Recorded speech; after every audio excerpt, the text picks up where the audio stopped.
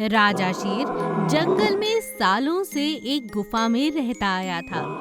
उसके पूर्वज भी उसी गुफा में रहा करते थे।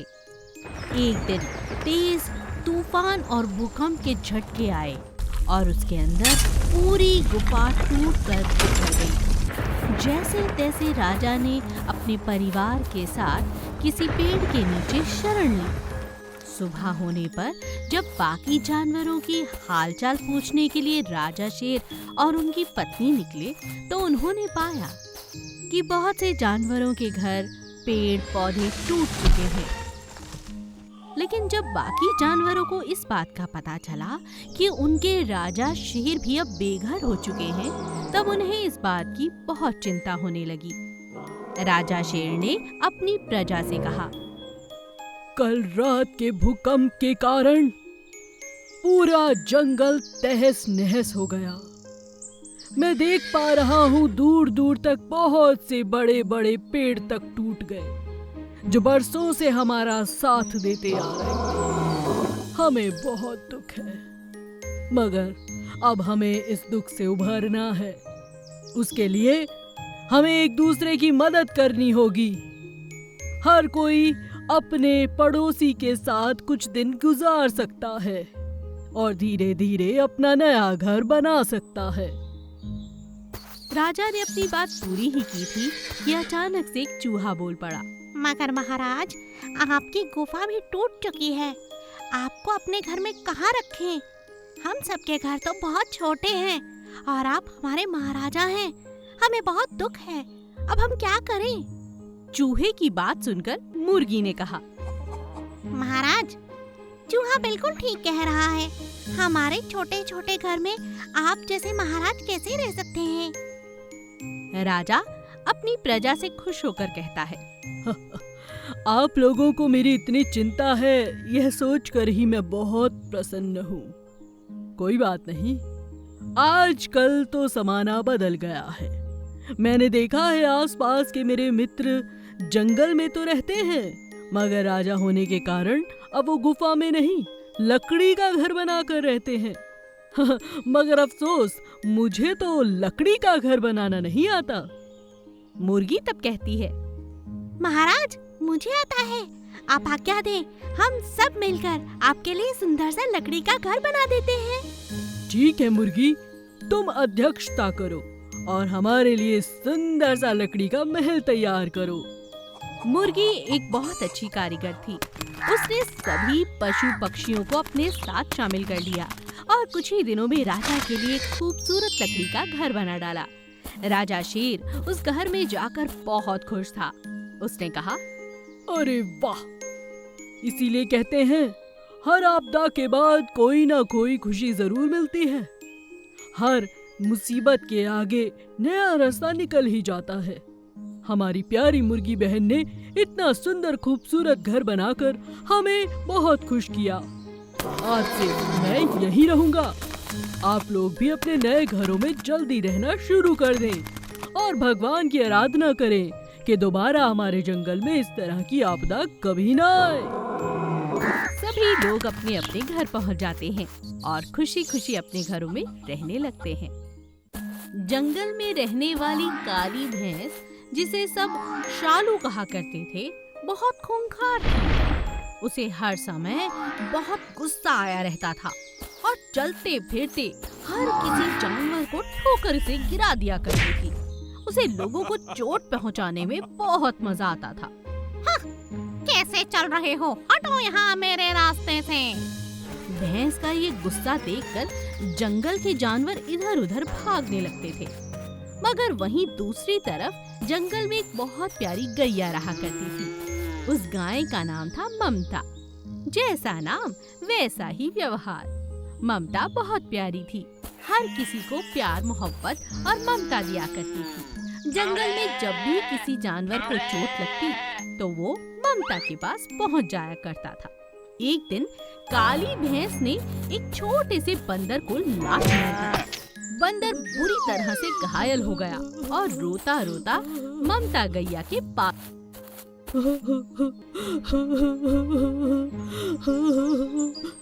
अरे, तुम रो क्यों रहे हो? क्या क्या बताऊं, वो शालू भैंस ने चलते चलते मुझे ठोकर मारी। मैंने तो उसे कुछ भी नहीं कहा था। देखो ना कितना खून बह रहा है। अरे अरे, बहुत बुरा हालत है। आ जाओ, मैं तुम्हें मरहम पट्टी लगाती हूँ। गैया उसके जख्म पर मरहम पट्टी लगाती है और उसे दूध पिलाती है, साथ में 2 केले खाने के लिए देती है। बेचारा बंदर भूख से तड़प रहा था। उसने तुरंत दूध पिया और केले खाकर बोला, अगर तुम ना होती तो मेरा क्या होता। ये शालू भैंस बहुत बुरी है, भगवान इसे एक दिन सजा जरूर देगा। और इसी तरह आए दिन भैंस के मारे जाने के कारण कोई ना कोई ममता के पास आता ही रहता था। तेज तूफान आने के कारण भैंस का अपना बच्चा एक पेड़ के नीचे आ जाता है और उसकी टांग फंस जाती है। वो जोर जोर से कराहने लगता है, बचाओ बचाओ, माँ माँ। अरे मेरा बच्चा, क्या हुआ तुझे? भैंस उसे बचाने की तो बहुत प्रयास करती है, लेकिन बचा नहीं पाती। उसकी एक टांग में बहुत बुरी तरह से जख्म हो जाता है। शालू जोर जोर से रोने लगती है। मुझसे गलती हो गई, अब मेरे बच्चे की मदद तो करो। तभी एक खरगोश कहता है, मदद तो सफेद गैया कर सकती है, ममता गाय सबकी मदद करती है। भैंस हमेशा से ममता गाय को अपना दुश्मन समझती थी, लेकिन हार कर अपनी दुश्मनी भुलाकर भैंस अपने बच्चे को लेकर ममता गैया के पास पहुंचती है। ममता उसके बच्चे को देखते ही कहती है, अरे अरे अरे, कितना गहरा जख्म है, लाओ अभी मरहम पट्टी कर देती हूँ। ममता का इतना प्यार, इतना लगाव और इतनी सेवा देखकर अब शालू पूरी तरह से बदल चुकी थी। उसने अपने बच्चे का पूरा इलाज ममता से ही करवाया और आखिर में गैया से कहा, मुझे माफ कर दो, और तुम्हें जो अपना दुश्मन समझती थी वो तो मेरी भूल थी, तुम तो मेरी बहन हो। गाय और भैंस आपस में गले मिलती हैं और यह दृश्य देखकर बाकी सभी जानवर सुकून की सांस लेते हैं। जंगल में रहने वाला बाघ सुबह शाम सैर करने का शौकीन था। उसे जंगल के आसपास सैर कर कर वापस लौटकर जंगल में आना बहुत पसंद आता था। एक दिन ढलने वाला था और बाघ आराम से टहलता हुआ जंगल की तरफ लौट रहा था। अचानक उसे एक भयंकर आवाज सुनाई दी। अरे ये कैसी आवाज है? मुझे लगता है ये इस दिशा से आ रही है, जाकर देखता हूँ। बाघ उसी दिशा की तरफ चलने लगता है जहाँ पर उसे आवाजें आ रही थी। बाघ ने छुपकर देखा, गाड़ी आती है और सफेद रंग के एक शेर को वहाँ पटक कर चली जाती है। अरे इतने बड़े शेर को, और ये गाड़ी, लगता है ये तो शहर से आई है। गाड़ी के जाने के बाद बाघ तुरंत शेर के पास जाता है। शेर बेहोश हालत में था, उसे कुछ समझ में नहीं आ रहा था। हे भगवान, ये तो जिंदा है, मगर इस हालत में लगता है ये काफी ज्यादा उम्र का है, बुजुर्ग है। बाघ तुरंत अपने जंगल लौट कर आता है। रास्ते में उसे बड़ा हाथी मिलता है। उसे वो सारी बात बताता है। हाथी बाघ से कहता है, तो हमें तो उसकी मदद करनी चाहिए। चलो चलो चलो, मैं तुम्हारी मदद करता हूँ। हाथी और बाघ मिलकर सफेद शेर को अपने जंगल तक ले आते हैं। दिन रात सफेद शेर की सेवा करना अब बाघ और हाथी का नियम बन चुका था। मुझे बहुत चिंता है, ये ठीक कब होगा? बाघ कहता है, मुझे लगता है कुछ ही दिनों में इसे होश जरूर आ जाएगा। धीरे धीरे इलाज चलता रहा और एक दिन सफेद शेर को होश आ गया। पूछने पर सफेद शेर ने अपनी आपबीती बताई। आप सभी का बहुत बहुत शुक्रिया। आज मैं जिंदा हूँ तो बस आपके कारण। मैं क्या बताऊं, असल में बचपन में ही जंगल से कोई शिकारी मुझे ले गया था और मुझे शहर के सर्कस में ही पाल पोस कर बड़ा किया गया। सारी उम्र शहर में निकाली है, सर्कस में लोगों को तमाशा दिखाता था। अब बूढ़ा हो गया, चलना फिरना मेरे बस की बात नहीं और करतब तो बिल्कुल नहीं दिखा सकता। इसीलिए वो लोग मुझे यहाँ छोड़ गए। मैं अब जीना नहीं चाहता। मैं तुम पर बोझ बनना नहीं चाहता। मैं यहाँ से चला ही जाता हूँ। बाघ हैरान हो जाता है और शेर से कहता है, नहीं नहीं, तुम्हें कहीं जाने की जरूरत नहीं है। तुम मेरे दोस्त हो, तुम यहीं रहोगे। तभी हाथी कहता है, बिल्कुल सही कहा। हमारे जंगल में इतना बुजुर्ग उम्र का कोई भी जानवर नहीं है। आप हमारे बुजुर्ग हैं। आप यहाँ पर जब तक चाहे रह सकते हैं। इतना प्रेम देखकर सफेद शेर वहीं रहने का अपना मन बना लेता है और उन्हें गले लगा लेता है। और एक बार उसे फिर से मौका मिलता है कि वो एक जंगल का जानवर होते हुए जंगल में रहे और जंगल में रहने के जीवन का आनंद ले। बंदर और भेड़िए की दुश्मनी। बंदर बहुत ही मस्तीखोर था। हर किसी का मजाक उड़ाना उसे बहुत पसंद था। लेकिन भेड़िया हमेशा गुस्से में रहता, हर किसी के ऊपर अपनी नाराजगी जताता और हमेशा इतरा कर चलता। उसे इस बात का बहुत घमंड था कि वो तरह तरह के शिकार कर लेता था। मगर भेड़िए की एक टांग थोड़ी सी टूटी हुई थी, जिसके कारण वो लंगड़ा कर चलता था। और बंदर यूं तो उसका दुश्मन था ही, मगर अक्सर वो उसे चिढ़ाया करता था। अरे लंगड़े, कहाँ चला? माना माना तो बहुत अच्छा शिकारी है, लेकिन जरा अपनी टांग की तरफ देख, भागते हुए तो बहुत मटकता हुआ लगता है। आज तक भेड़िया नहीं देखा ऐसा जैसा तू है रे, घमंडी लाल। भेड़िए को बंदर का इस तरह से उसका मजाक उड़ाना बिल्कुल पसंद नहीं था। इस बंदर को तो मैं सबक सिखा के रहूंगा। हर जगह मेरी बेइज्जती कर देता है। लंगड़ा लंगड़ा लंगड़ा कह कहकर इसने मुझे हर जगह लंगड़ा बोलने की आदत डाल दी है। हर कोई अब मुझे भेड़िया नहीं, लंगड़ा कहने लगा है, और ये सब इस बंदर के कारण। घमंडी भेड़िया बदला लेने की भावना के साथ एक दिन रात में बंदर पर हमला करने के इरादे से उसके पेड़ के पास पहुंच जाता है। आज इसका काम यही तमाम। रात को ही इसे पकड़कर मार दूंगा और खाई में फेंक दूंगा। फिर अगले दिन जब किसी को नहीं मिलेगा, कोई नहीं पूछने वाला इसे। भेड़िया बहुत गुस्से में था। वो बंदर का शिकार करने ही वाला था कि अचानक उसके दूसरे पैर पर सांप डस लेता है। अरे ये क्या हुआ? कौन था ये? भेड़िया बहुत ज्यादा तड़पने लगता है। वो समझ जाता है कि किसी सांप ने उसे काटा है, लेकिन रात के अंधेरे के कारण उसे कहीं कुछ भी नजर नहीं आ रहा था। वो इतनी जोर जोर से तड़पने लगता है कि अचानक बंदर को उसकी आवाज आ जाती है और वो दौड़ता हुआ अपने घर से बाहर निकलता है। अरे अरे, क्या हुआ क्या हुआ? अरे लंगड़ू, तुम क्या हुआ भाई?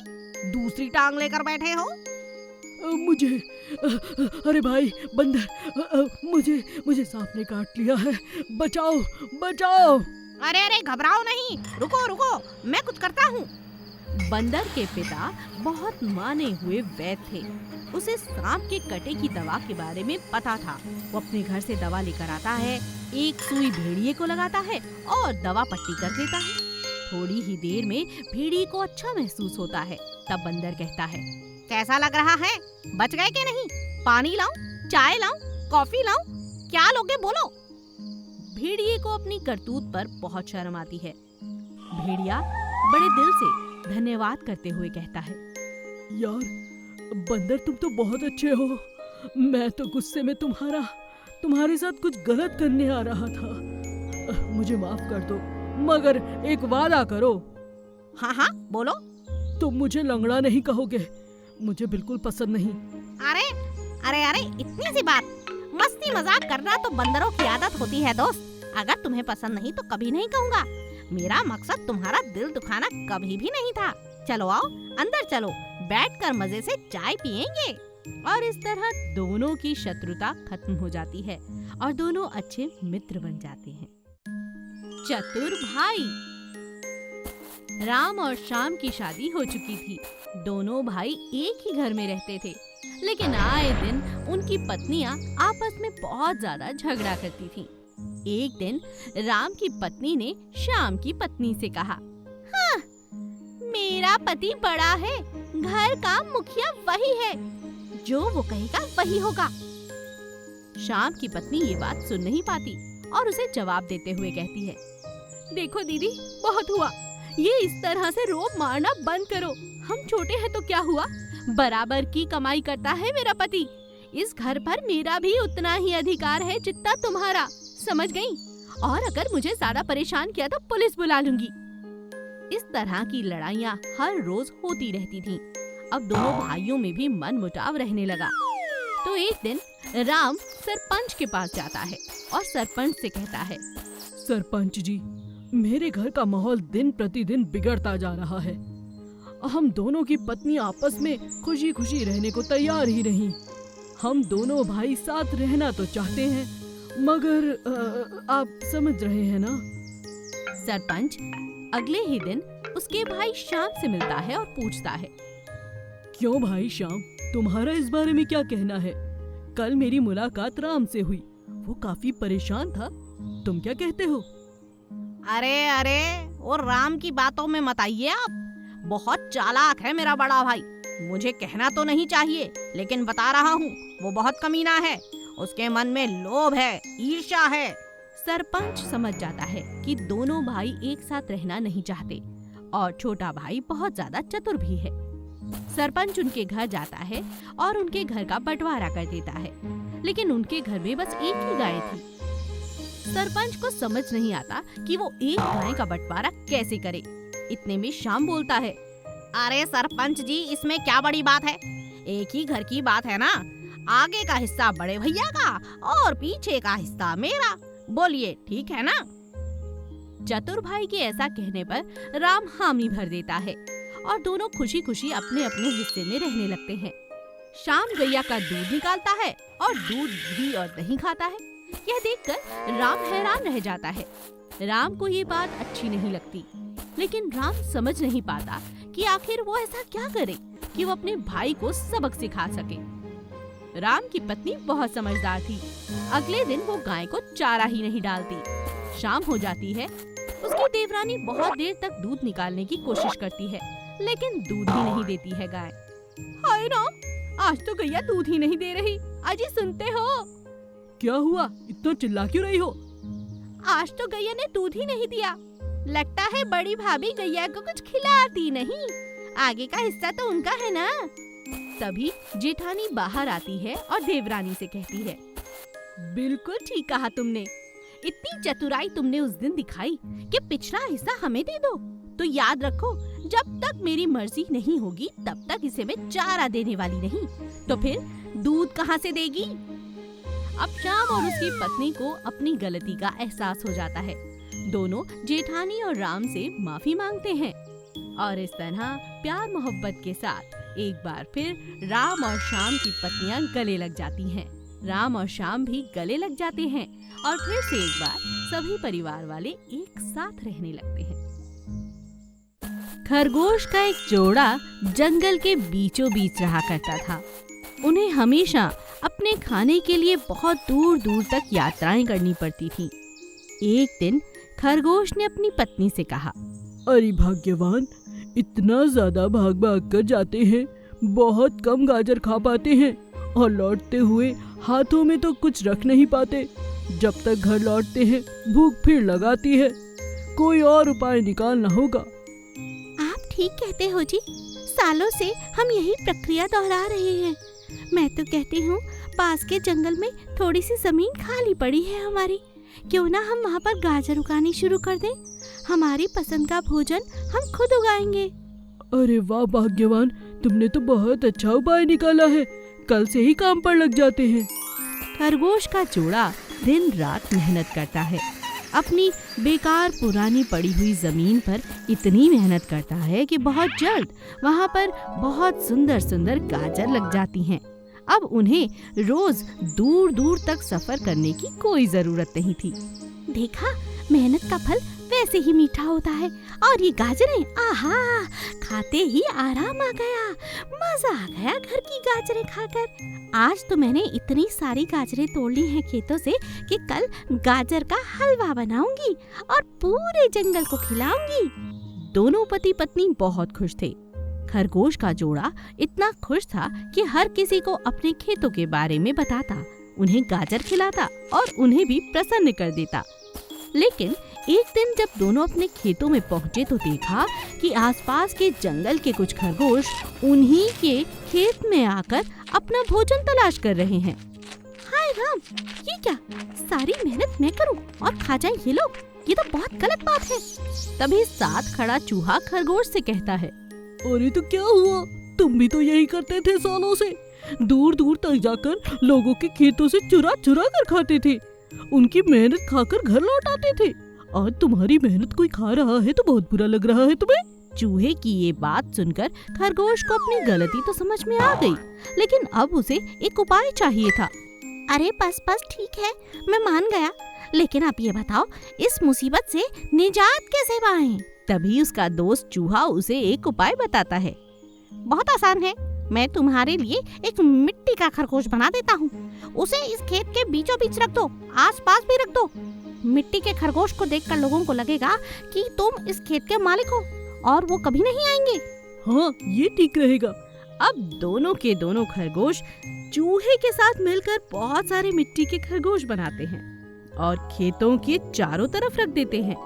अब उनके खेत की तरफ किसी की भी बुरी दृष्टि नहीं पड़ती और वे बड़े मजे से अपनी खेती करते हैं और अपना भोजन जमा करते हैं। इसीलिए कहते हैं, समझदारी के साथ हर मुसीबत का हल मिल जाता है।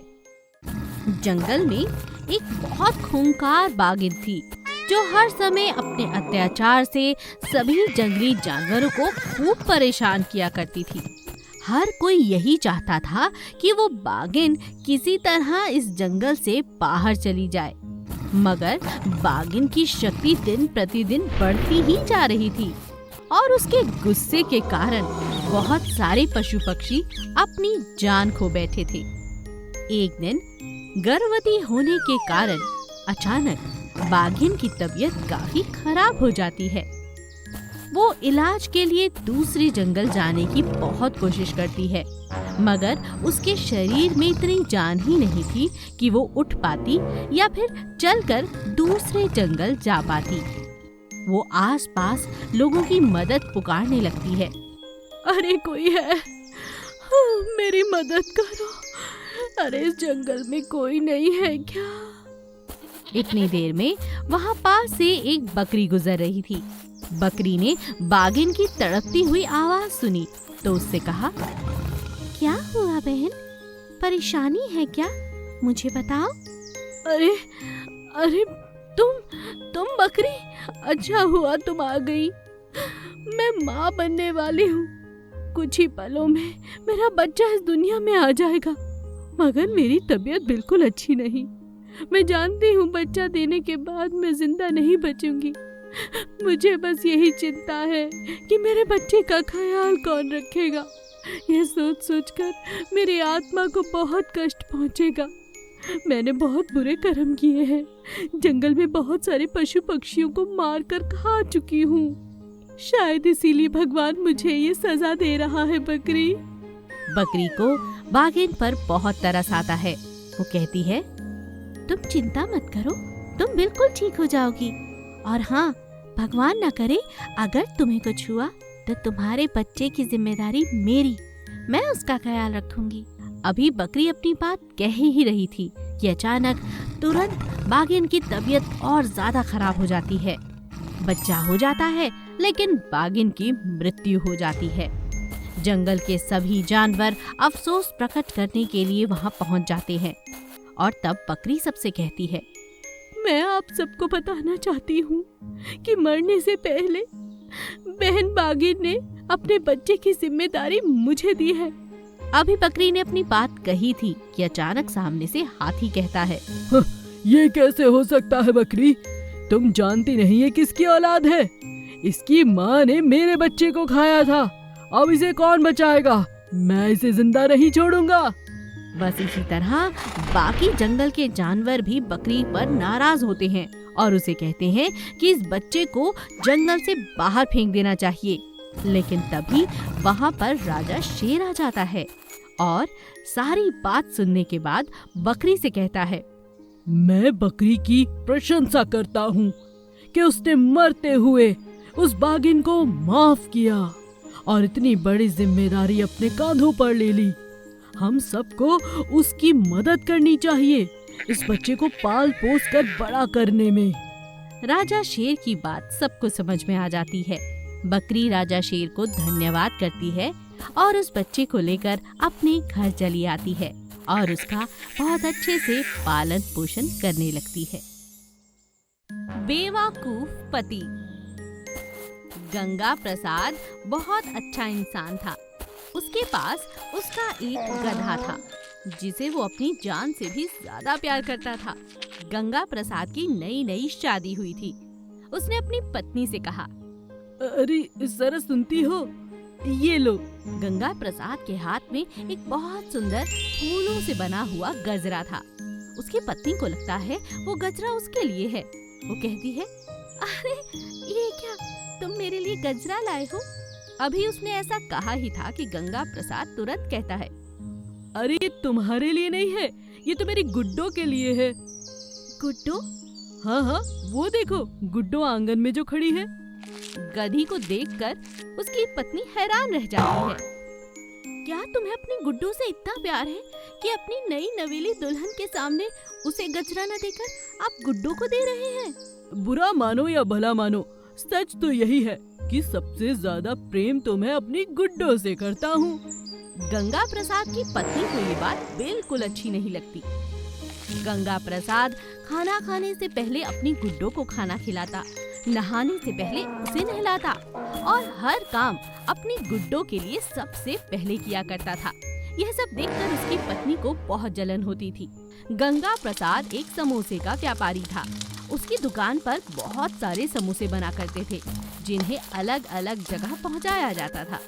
जब वो अपनी दुकान पर पहुंचा तो कारीगर बड़े आराम से काम कर रहे थे, लेकिन आज गुड्डो साथ में थी।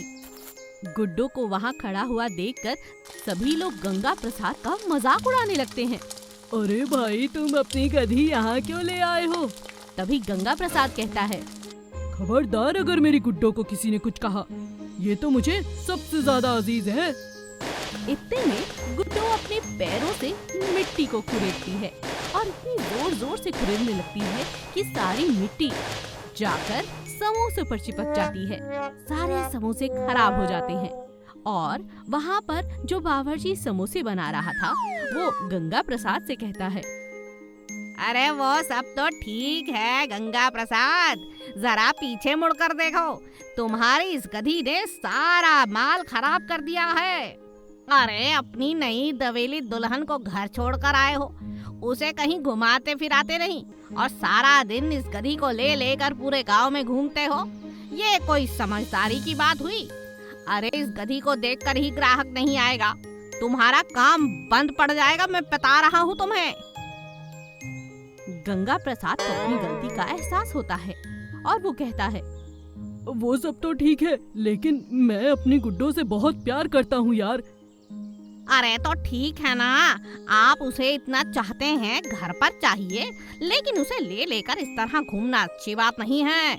मैं आपको बता रहा हूँ, जानवर और इंसान में एक अंतर होता है, वो आप समझ जाइए, नहीं तो बहुत बुरे फंसेंगे लाला जी। गंगा प्रसाद अपनी गलती समझ जाता है और अपनी गुड्डो को घर छोड़कर दुकान वापस आ जाता है और अपना पूरा ध्यान अपने काम पर लगाता है। एक दिन जंगल में चालाक लोमड़ी अपने भोजन की तलाश में निकलती है। उसे एक जगह पर एक बहुत ही सुंदर अंगूर की बेल नजर आती है जिस पर तरह तरह के खूबसूरत अंगूर लगे हुए थे। उन गुच्छों को लटकता हुआ देखकर लोमड़ी के मुंह में पानी आ जाता है। अरे वाह, कितना अरसा हो गया है, ये अंगूर तो इतनी दूर है, काश के ये पास होते तो अभी खा लेती। बहुत समय हो गया है अंगूरों को खाए। कोई ना कोई तो तरकीब निकालनी होगी तुझे। सोच लोमड़ी सोच। चालाक लोमड़ी इधर उधर ताक झांक करने लगती है। तभी उसकी नजर एक कौवे पर जाती है। वो कौवे से कहती है, ओहो, तुम यहाँ अकेले बैठे बैठे क्या कर रहे हो? आओ तुम्हें अंगूर खिलाती हूँ। कौवा लोमड़ी से कहता है, मैं अंगूर नहीं खाता। कौन हो तुम? क्यों मेरा टाइम खराब कर रही हो? अरे पगले, तुझे अपना समझा इसीलिए पूछ लिया। अब लोमड़ी को कोई और उपाय नहीं आता। वो अंगूर की बेल के पास जाती है और फिर से ललचाने लगती है। क्या करूं? तभी उसकी नजर बेल के एक तरफ सोने के हार पर जाती है। ऐसा लगता है कि कहीं से किसी ने वहाँ पर एक जेवर छुपाया हुआ है। अरे कोई है? देखो सोने के अंगूर, जल्दी मदद करो। मैं तो सोने के अंगूर तोड़ ही नहीं सकती हूँ। थोड़ी देर में वो देखती है कि एक हाथी वहाँ पर पहुँच जाता है और हाथी लोमड़ी से कहता है, सोने के अंगूर? क्या बात कर रही हो लोमड़ी? ये भी क्या चालाकी है, बताओ। अरे हाथी भाई, तुम बहुत अच्छा किया जो तुम यहाँ आए। वो देखो, इतना बड़ा सोने का हार। हाथी सोने के हार की तरफ देखता है और अपनी सूंड को ऊपर उठाता है। तभी लोमड़ी उससे कहती है, जरा खींच के उतारो, हो सकता है खजाना छुपा हुआ हो। हाथी वैसा ही करता है। वो हार को इतनी जोर से खींचता है कि पूरी बेल के अंगूर टूटकर नीचे गिर जाते हैं और हार हाथी की सूंड में आ जाता है। लोमड़ी झटपट अंगूरों को खाने लगती है और हाथी उसे देखकर कहता है, मैं तो जानता था ये तुम्हारी चाल है। अरे नहीं रे, भूख लगी थी सो खा लिए। लेकिन ये क्या सच नहीं कि ये हार तो सोने का है? अब वो तो है। तो चलो अब ये हार अपनी पत्नी के लिए ले जाओ, वो भी खुश हो जाएगी। पर उसकी गर्दन तो बहुत मोटी है। तो मुझे दे दो, मैं तुम्हारी बहन जैसी तो हूँ। चालाक लोमड़ी अपनी चालाकी से कभी बाज नहीं आती। उसने बहुत सारे अंगूर खा भी लिए, घर के लिए जमा भी कर लिए और सोने का हार हाथी से लेकर अपने घर की तरफ मजे से चल दी।